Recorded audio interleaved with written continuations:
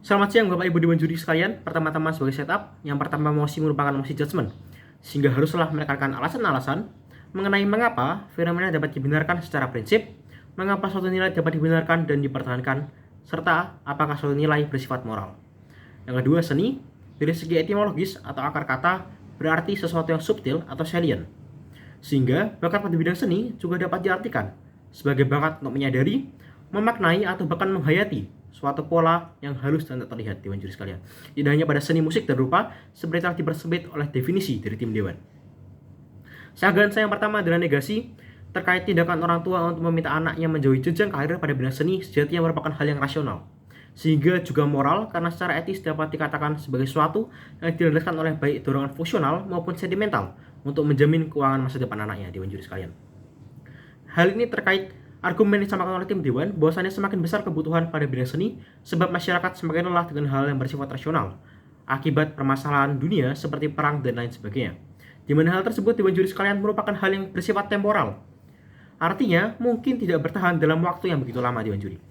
Bila dia mati, periodisasi peminatan ilmu yang telah terjadi mulai dari abad pencerahan yang mementingkan pekerjaan dalam bidang religius, abad pencerahan yang mementingkan pekerjaan saintifik, serta abad modern yang mementingkan pekerjaan industrial terletak pada sekat-sekat tipis, Dewan Juri, yang semakin cepat berubah sehingga ke era kontemporer atau saat ini. Sehingga kecemasan orang tua atas pudarnya minat terhadap bentuk-bentuk seni merupakan hal yang sangat wajar. Sebab berbeda dengan cabang-cabang ilmu lain yang saling berkaitan, Dewan Juri, seni seperti rupa dan musik memiliki aliran spesifiknya masing-masing yang tidak mensyaratkan ketergantungan. Seperti yang tim proposisi sebutkan dengan mengangkat fenomena maraknya musik indie oleh India, di mana mungkin saja, Dewan Juri, seorang anak memilih aliran seni yang pada saat itu tidak digemari oleh pasar.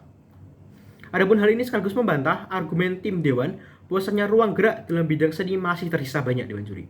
Sebab perihal menjamin keuangan tentu saja bukan perkara mencari sisa ruang, juga kebutuhan pasar. Bukankah juga akan menjadi permasalahan moral apabila anak dipaksa mengikuti seni pada selera pasar padahal tidak menyukainya?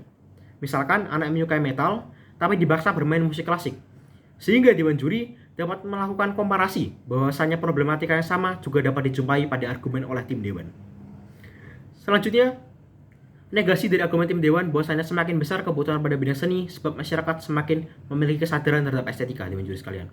Hal tersebut merupakan sesuatu yang subjektif, di mana bahkan estetika tidak terdefinisikan dengan jelas. Sebab kesadaran akan estetika, Dewan Juri, tidak selalu dikaitkan dengan ekspresi atau produk musik, Dewan Juri.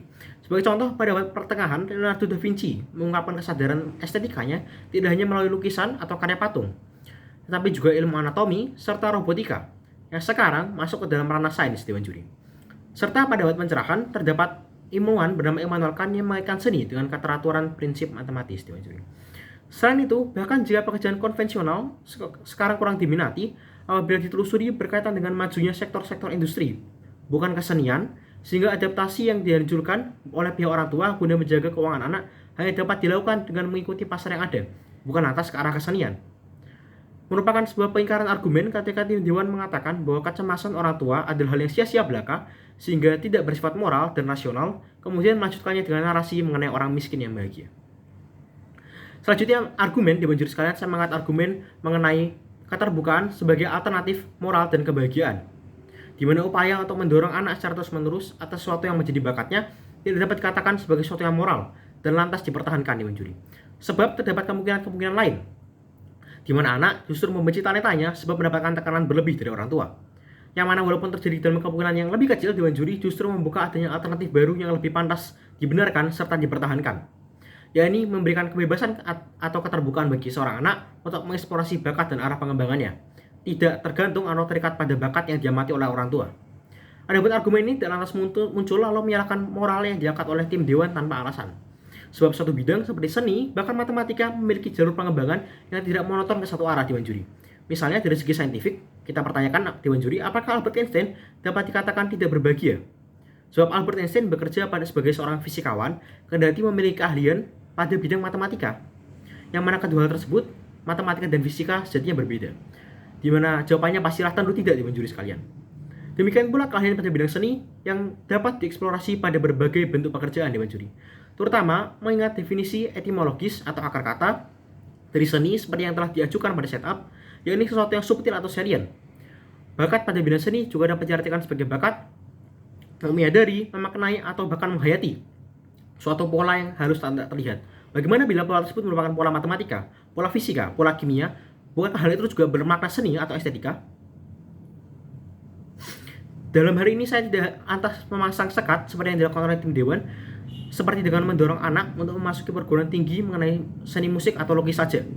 Sebab toh, bila demikian, maka perbedaan yang ditampilkan oleh argumen tim Dewan mengenai seni dengan kritiknya atas glorifikasi sains, Dewan Juri?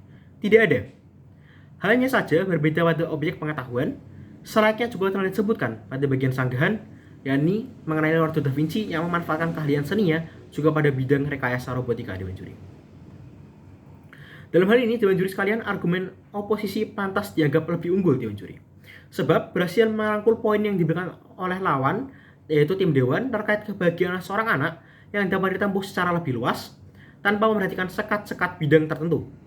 Oleh sebab itu pula, kewajiban untuk mengembangkan bakat dapat dijadikan sejalan dengan kewajiban untuk mengembangkan kebudayaan serta teknologi manusia melalui ilmu-ilmu lainnya. Selain itu, orang tua juga tidak akan menjadi objek yang akan terus-menerus disalahkan oleh anak, sebab anak juga merasa bahagia, puas dengan pekerjaannya, sejalan dengan bakatnya. Oleh sebab itu, tim oposisi dapat dikatakan menang, sebab dapat mengakhiri sangkaan-sangkaan terkait ketidakbahagiaan pada diri anak serta sekaligus memberikan opsi eksplorasi yang lebih luas bagi anak.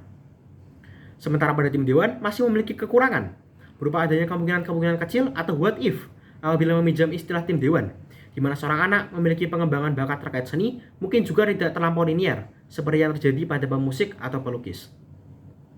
Demikian argumen dari saya selaku tim oposisi. Terima kasih di Bapak Ibu Dewan Juri yang terhormat.